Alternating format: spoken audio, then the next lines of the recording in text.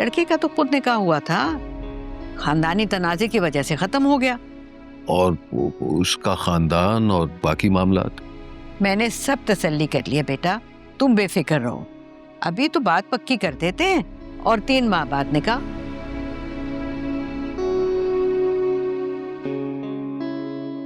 बाबा,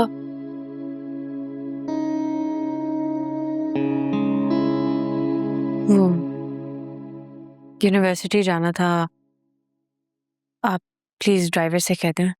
हाँ हाँ। अरे बेटा, वो ड्राइवर तो रिमला को लेकर गया हुआ है। अच्छा, कोई बात नहीं, मैं ऑन से कह देता हूँ, वो छोड़ आएगा। आप खुद क्यों नहीं छोड़ाते? नहीं, डॉक्टर ने मना किया ना ड्राइविंग से कुछ दिनों के लिए। और तुम फिक्र मत करो, मेरे भतीजे से काफी ज्यादा काबिल एतबार है, और इतना तो इतने वक्त में मैं देख ही चुका हूं। आयला बेटा, तुम जाओ, जाके कार में बैठो, मैं ऑन को भिजवाती हूँ। जी।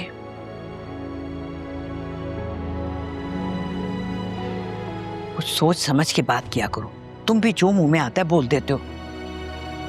क्या करूं अम्मा, जिस पर सबसे ज्यादा भरोसा था उसी ने सबसे बड़ा धोखा दिया है।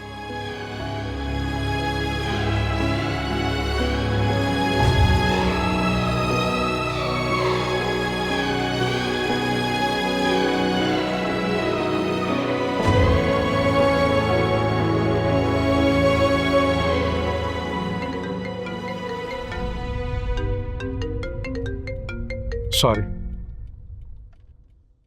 क्या मसला है आपका? क्यों बार बार कॉल कर रही हैं आप मुझे? बेटा, किस लहजे में तुम मुझसे बात कर रही हो? माँ हूं मैं तुम्हारी। मुझे इसी लहजे में बात करना आती है। मैं बीजान को कॉल करी थी मगर वो अटेंड नहीं कर रही। आयला को यूनिवर्सिटी छोड़ने आया। आयला को फोन दो, उससे बात करनी है मैंने। अम्मी तुमसे बात करना चाहती।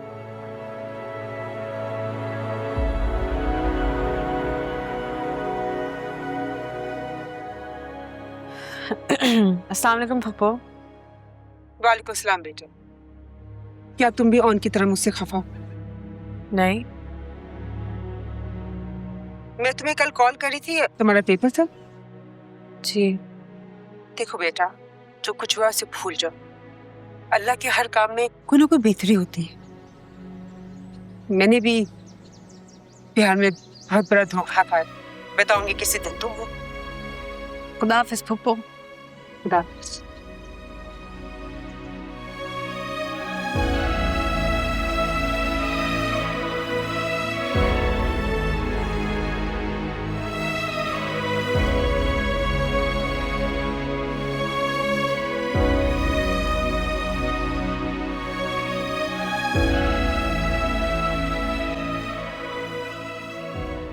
कमाल के लोग हैं,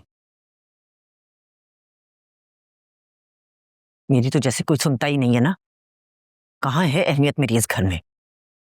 माँ हूं लेकिन नहीं, मेरी बात नहीं सुनेगा कोई। क्या हुआ है अम्मी? मूड क्यों खराब है आपका?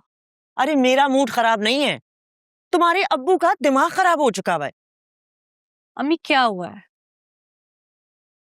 आज आयला को उन्होंने ऑन के साथ यूनिवर्सिटी भेज दिया है। तो क्या हो गया? तो क्या हुआ? क्या मतलब? पहले अपने सगे भतीजे को आजमाया था, अब सगे भांजे की बारी है। अम्मी बस कर दे, मुझे आप पे पता है हैरत होती है। आप अभी तक ऑन भाई का मिजाज नहीं समझी। सब समझती हूँ सबके मिजाजों को। मुझे बस ये पता है कि उस शामी वाले मसले में भी यही था जो उसे अस्पताल लेकर जाया करता था। ये सारे के सारे मिले हुए थे। अम्मी ऐसी बात नहीं है, आयला ने मुझे खुद बताया था कि वो ऑन भाई को अपने साथ खुद लेकर गई थी, क्योंकि शामी भाई ने जाने से इनकार कर दिया था। बहरहाल मुझे नहीं पसंद ये ज्यादा मेल जोल। अब देखो ना, 1 घंटा हो गया है, वापस नहीं आया वो उसे छोड़कर। अम्मी तो हो सकता है कि वो कहीं और चले गए हो अपने काम से, और आप ये भूल रही हैं कि ये वही शख्स है जिसने सबसे ज्यादा हमारे मुश्किल वक्त में साथ दिया। अच्छा, तो इस कारनामे के लिए मैं उसको अपने सर का ताज बनाकर सजा लूं, हैं? अच्छा अम्मी, मूड नहीं खराब करें अपना। मुझे ये बताएं कि बीजान किस रिश्ते की बात करी थी? है कोई उनकी दोस्त की भांजी का बेटा, बुलवाया है उन्हें चाय पर कल। अम्मी आयला के पेपर्स तो खत्म होने दें, डिस्टर्ब हो जाएगी वो। वाह वाह वाह, उसकी डिस्टर्बेंस का ख्याल है तुम्हें, लेकिन वालदैन की परेशानी का ख्याल नहीं है।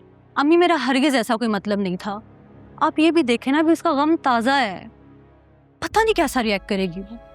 उसने जो कारनामा सर अंजाम दिया है ना, उसके बाद उसका कोई रिएक्शन बनता नहीं है। बार बार डिफेंड मत किया करो उसे।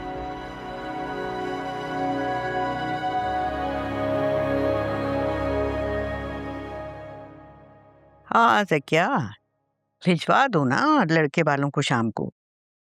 हाँ मैं तो चाहती हूँ कि जितनी जल्दी आयला का रिश्ता तय हो जाए उतना ही अच्छा है।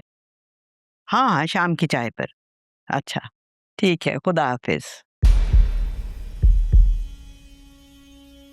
साकिब के घर मिठाई तुम लेकर गई थी? जी बेगम साहब। कल को अगर तुम्हारी किसी बेटी को तलाक हो जाए और उसके साहब का ससुराल से मिठाई आए तो फिर तुम्हें कैसा लगेगा? ना बेगम साहिबा, ऐसा ना कहें। कुछ तो खुदा का खौफ करो। इतनी तुम्हारी उम्र हो गई है लेकिन आरफा की वफादारी में तुम दूसरों की दिल आजारी कर रही हो। वो मैं बेध्यानी में देकर आ गई। अपना ध्यान ठीक कर लो वरना कोई और नौकरी ढूंढो। ना बेगम साहिबा, माफ कर दें, आइंदा से नहीं होगा। अच्छा अब जाओ, और जाओ जाकर के अपनी आरफा बेगम को बताओ सब कुछ। उसी को रिपोर्ट देनी है ना तुमने, इसी काम के लिए तो हो तुम इस घर में। और कुछ करना नहीं, बस आरफा के कान भरने।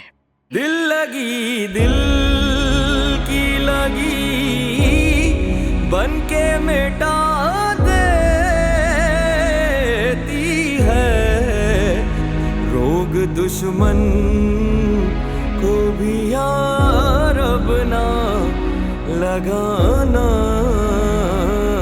दिल का, उनके अंदाज़े करम उन पे वो आना। ये देखो, ये है जो मैं रिमला के लिए ले रही हूँ। इतना प्यारा जोड़ा है और दुगनी कीमत दी है मैंने इसके लिए। वो डिजाइनर तो रियायत ही नहीं कर रही थी, लेकिन इसे देखकर तो ना सारा खानदान जल मरेगा। बेगम साहिबा, इस वक्त तो मेरा दिल जल के खाक हो रहा है। बीजान ने मुझे इतना बेइज्जत किया, इतनी बातें सुनाई है मुझे। क्यों, क्या हुआ है? अरे बेगम साहिबा, आपकी वजह से वो मिठाई वाली बात मैंने अपने सर पे ले ली थी, मगर मुझे तो लगता है ये लोग मुझे उल्टा ही टांग देंगे। सठिया गई हैं बड़ी भी। आपको पता है, उन्होंने मेरी बेटियों को बद्दुआ दी है कि तलाक हो जाए, और मुझे धमकी दी कि मैं तुम्हें यहाँ नहीं रहने दूंगी, तुम्हें नौकरी से निकलवा दूंगी। अरे इतना आसान नहीं है तुम्हें नौकरी से निकलवाना। बात करती हूँ मैं फारूक से। फारूक साहब क्या करेंगे? वो तो खुद बीजान से इतना डरते हैं, वो कैसे मेरे लिए बात करेंगे?